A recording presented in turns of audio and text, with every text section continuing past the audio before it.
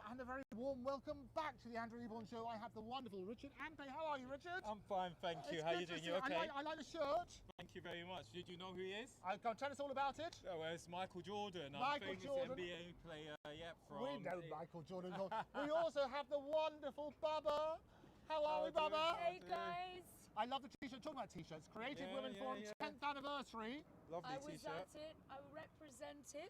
Here we are. I wanted to be here. You can give your own mic. Oh my! Look how at technical we've we are upgraded today. everything for you today. Wow, that's amazing.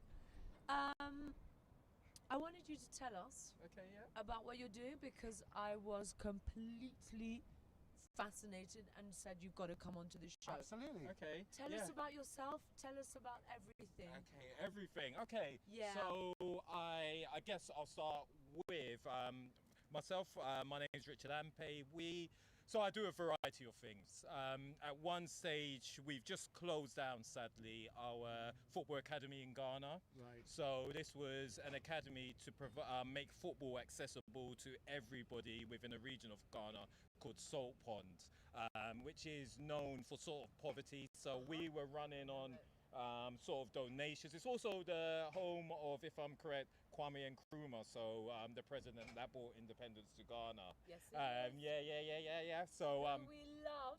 we love. Yeah. Who my grandfather, young Kuru, was the advisor to. Oh, is that Oh, right? really? Ah, Look at that connection. Yeah. So we opened an academy there, which sort of ran for about 2 years, and we took donations from clubs in the UK and from individuals as well to provide boots and sporting equipment so that football was accessible. But due to us running it out of our own pockets, we've had to sort of pause it at the moment. But when we do restart, the focus is going to be on access to football for females, because there's various issues for females in Ghana at the moment.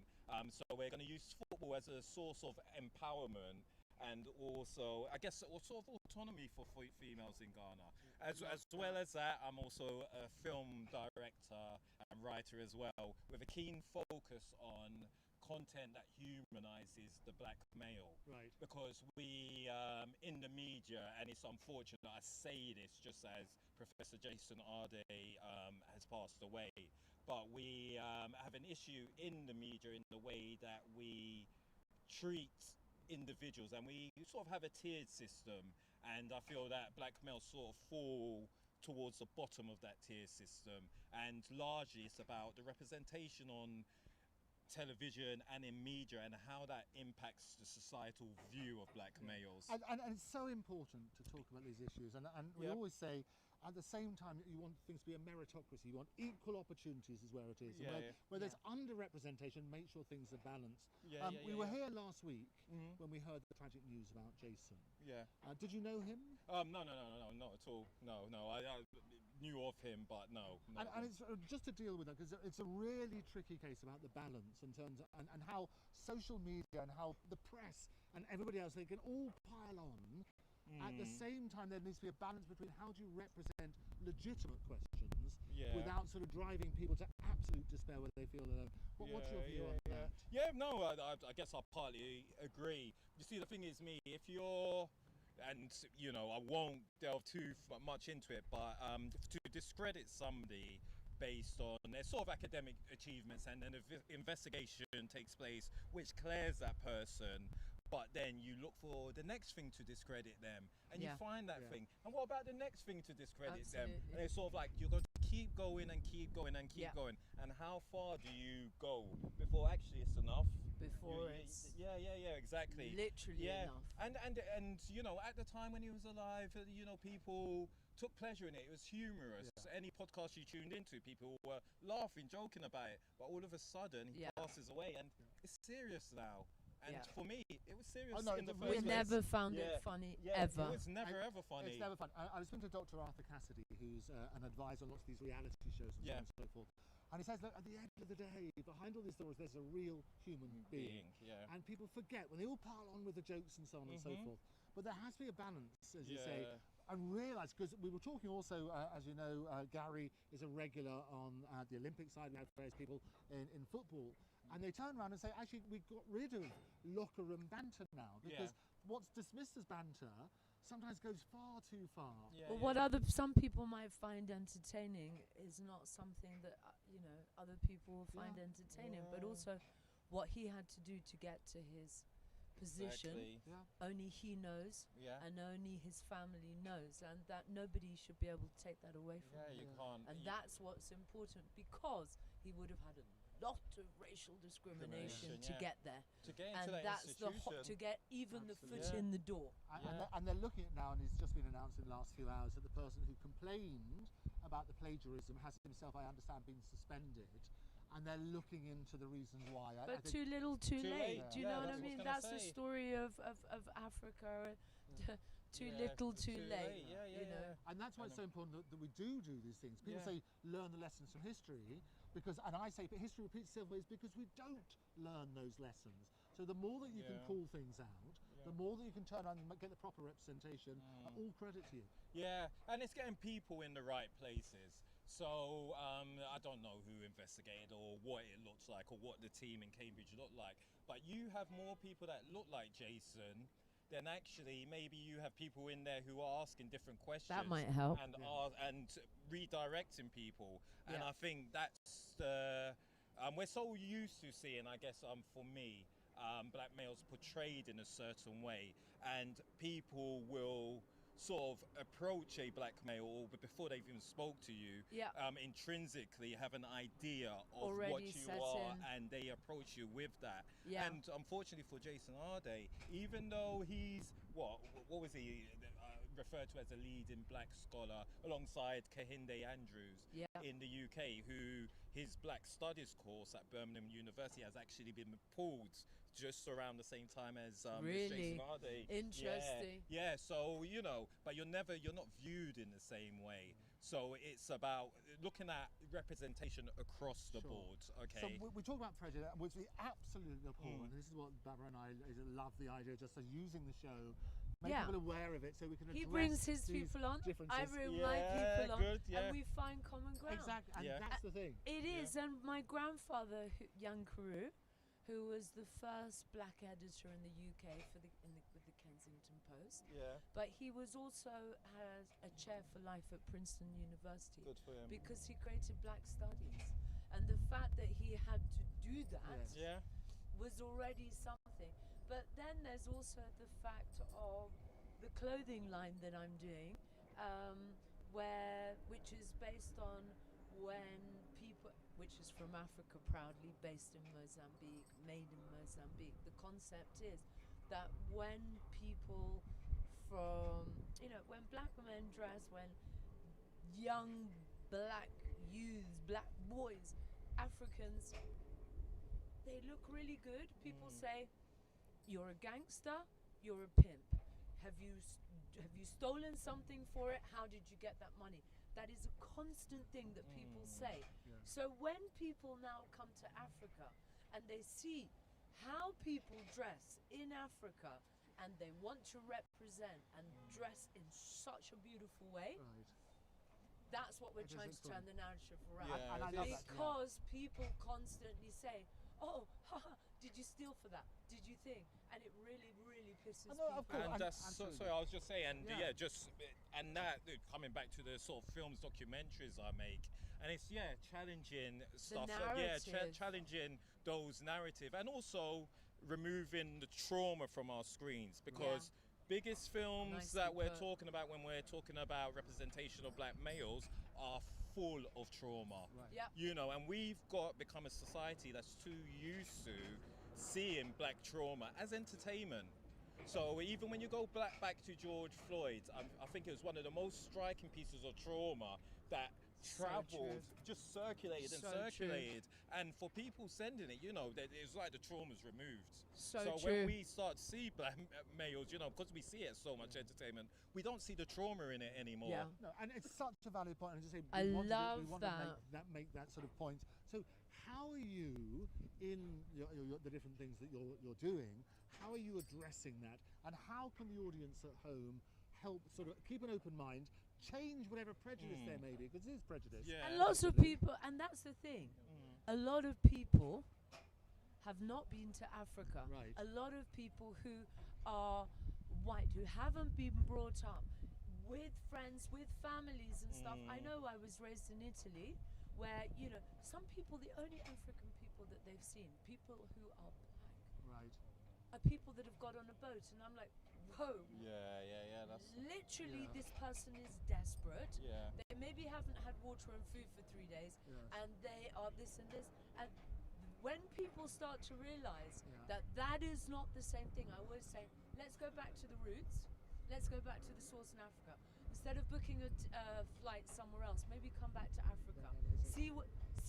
Meet us, see us. Absolutely. Because that helps. Sure. Because well, there's a great movie that I saw when they're talking called Io Capitano, which gives a different view about the people coming over on the boats. it does. I've seen it. Have you seen it? It's Yeah, really powerful because it tells the story from an individual's point of view, and actually it's the people traffickers who should be addressed rather than being demonizing the others. I say that as an Afro-Latina. I'm saying when, you know, people, when they talk about, you know, South Americans, and they say, what language do you speak? What do you look like there? Or, you know, Africa, is it one country? And I'm just going, okay. You know, those sort of things, it only happens when the narrative changes. And it's addressing unconscious bias for me. So much. So that's it. It's, there's a great, when you study, so I've worked at the BBC and we do this great unconscious bias course, and there's an element of it where you draw yourself in the center, your immediate 5 friends that you'd ask to borrow money from, then your 10 next friends who maybe you went to uni with or something, and then 20 or another 10 friends who you from childhood, and then look at the makeup of those friends. Really says everything. It says everything. So you can read books, you can go and look or whatever. Not the same. But if you're not in contact with people that So make you true. challenge your unconscious bias really on a is. daily basis, then we can articulate things really well. We can educationalize it, but nothing will change. Nothing it's will about change. people challenging their unconscious bias, and it's what you consume as well. You know, it's a big thing what you consume. Look at the top 10 rated programs that feature black males or black characters. What are they and how are they portrayed? You know, and it's really is that. And also encouraging broadcasters and people to put money behind people that want to make content that's different to what exists, because it's with film and sort of TV, especially when it comes to content made by non-white people, you're looking at what can be an instant hit, what can be an instant success. So much. But the rules aren't the same. They're not. You know, you don't have the opportunity to fail as somebody who's not white. And it's so That's such a good point. Yeah. You You do don't. not You do not. have the chance You don't to have the fail. space to fail. You get one shot. If you fail, you're gone. And what about, Beautifully so put. the reason we have public broadcasters such as the BBC is so that they don't have to worry about the commercial side of it. Yeah. How do you think the BBC is responding to this issue? That's a big question. It's a big question. That's a big question. Yeah, and yeah, we're yeah. probably not going to talk about that because we might want to do something with No, but they can Yeah. change. down Yeah. the way. I How think we would it's- say it is, look, we're starting a lot of, we have our own film production Yes. company, and it's Africa based. It's going to be across 54 countries, then it's going to be Atlanta, then it's in Louisville, then that says Wonderful. everything, Yeah. because having our own studios changes everything, Yeah. because the narrative means that we decide everything. Yeah. And the minute we get that kind of power, Yeah. that's what we That's need. where the change So happens. that's how I want it to be. That's what my grandfather taught Yeah. me. That's how I'm going to To do answer your question slightly, it's about getting people, like, not just thinking of when you look at How many the black people can we wherever, put into a you're TV not, show? Yeah, you're not just talking about in front of the camera. Yeah. You're talking about behind the Oh, camera, absolutely. because that's Electricians. what dictates what people see, Thank the you. view, the narrative. So you There you want go. more people. You need to make diverse crews. You want crews to be as diverse as There you go. possible. So It's that the there's actual crews Yeah. that are doing that. It's Yeah. the actual Creative production teams, companies, yeah. creative teams, owning the studios, who then say, you know what, if this film's a flop, Yeah. it actually doesn't matter because we own the studios, we wanted to get that out. Exactly, and it's a good story. And our own award ceremonies that then Yeah. say, hey, it's taking that ownership, and by having that in Africa, that then represents the whole world after that, it's very, very powerful. And I think that it's also showing kids one day, hey, I can make whatever kind of film I want to. And that's what we want. And you need those role models as well, as you say, it's We the do. next generation. Turn Turn around and say, actually, there's somebody who maybe looks like me. Not just, oh my God, it's amazing. There's somebody in a movie who Absolutely. maybe looks like me, who I can be in that film. What a privilege. No, how about we own the entire studios and we dominate the market? And then you can sort out award shows, because so long, we've had sort of issues around award shows not recognizing or acknowledging great pieces of work made by black directors, black writers, or whatever.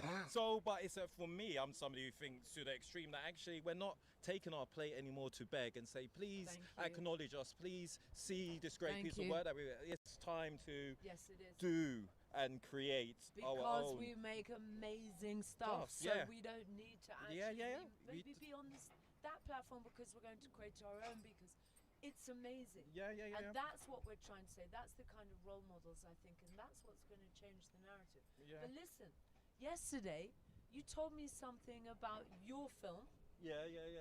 Wait, I want you to tell us everything about this. So this is what's being written at present. So we have a global issue with male fertility at present, and it's definitely something that's underrepresented in the media.